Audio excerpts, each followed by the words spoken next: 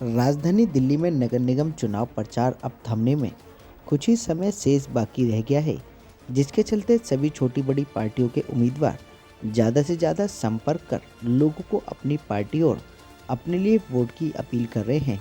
उसी कड़ी में आज करदमपुरी वार्ड बीजेपी प्रत्याशी मुकेश बंसल के समर्थन में हिंदू हृदय सम्राट कपिल मिश्रा की विशाल जनसभा का आयोजन किया गया, जिसमें भारी संख्या में करदमपुरी वार्ड की जनता के साथ बीजेपी कार्यकर्ता उपस्थित रहे।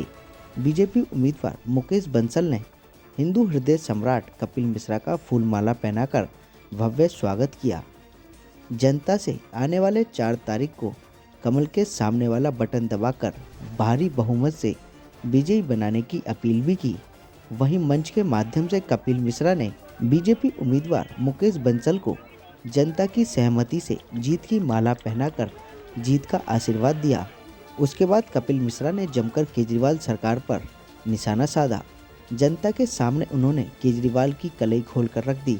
उन्होंने बताया कि दिल्ली में बीते 7 सालों में किस प्रकार से केजरीवाल सरकार ने जनता को ठगा है। दिल्ली में केजरीवाल के पार्षद बने तो दिल्ली में फिर से दंगे होंगे।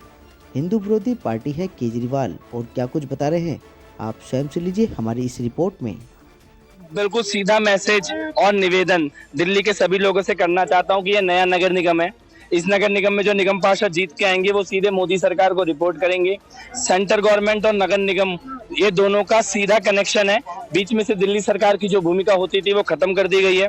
तो ऐसे लोगों को जिताकर भेजिए जो मोदी सरकार के साथ कदम से कदम मिला के चल। योग्य प्रत्याशी भारतीय जनता पार्टी ने उतारे हैं। मैं बहुत समय से मुकेश जी के काम को देख रहा हूं और कोरोना काल में सब लोगों ने देखा है कि सुख दुख में कौन उनके बीच में खड़े थे।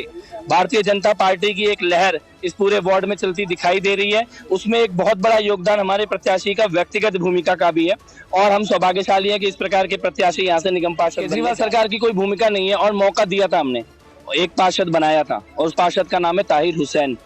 दिल्ली की जनता दोबारा किसी ताहिर हुसैन को नहीं चाहती। इंतजार है जमुना पार के हम लोगों को।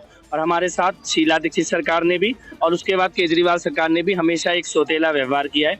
लेकिन अब जिस प्रकार से हम देख रहे हैं दिल्ली सहारनपुर हाईवे वो यहाँ पर आ रहा है, जिस प्रकार से हम देख रहे हैं कि बाकी यूपी के बॉर्डर से कनेक्ट करने के लिए भी नितिन गडकरी जी नई नई परियोजना लेकर आ रहे हैं, जिस प्रकार से रैपिड रेल केंद्र सरकार लेकर आ रही है एनसीआर से कनेक्ट करने के लिए, ये सारी परियोजनाएं यमुना पार से ही होकर गुजर रही हैं। और मुझे लगता है कि मोदी सरकार की प्राथमिकता है जैसे देश के पिछड़े इलाकों को आगे बढ़ा रहे हैं, ऐसे दिल्ली के भी इस पिछड़े हुए इलाके पर विशेष प्राथमिकता है प्रधानमंत्री जी की। मैं सभी से एक ही अपील करना चाहता हूं, आने वाली 4 तारीख को सुबह 8 बजे से 5:30 बजे तक का पोलिंग होगा।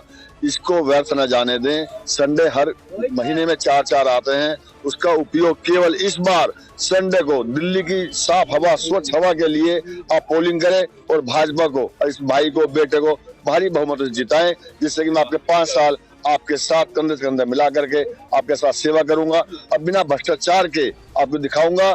जैसे भारत में बिना भ्रष्टाचार के मंत्री काम करते हैं, ऐसी इसी प्रकार नगर निगम में जो पार्षद आपके साथ कंधे से कंधा मिला करके बिना भ्रष्टाचार के, बिना किसी आरोप के काम करता रहेगा।